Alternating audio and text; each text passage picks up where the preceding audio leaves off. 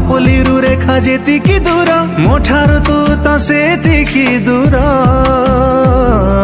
ଯୋଉଠି ପାପୁଲି ସେଇଠି ରେଖା, ତୋର ମୋର ଭାଗ୍ୟ ଏକାଠି ଲେଖା, ସମ୍ପର୍କ ଏଇ ତୋର ମୋର।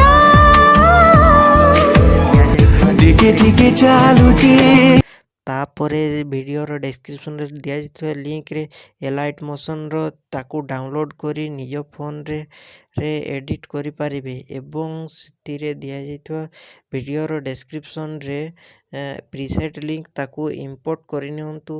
ତାପରେ ସେଥିରେ ଆପଣ ଯାହା କିଛି ଚେଞ୍ଜ କରିବାକୁ ଚାହୁଁଛନ୍ତି ତାହା ଚେଞ୍ଜ କରିପାରିବେ ଏବଂ ନ ଚେଞ୍ଜ କରି ମଧ୍ୟ ଆପଣ ତାକୁ ସିଧା ଡାଉନଲୋଡ଼୍ କରିପାରିବେ।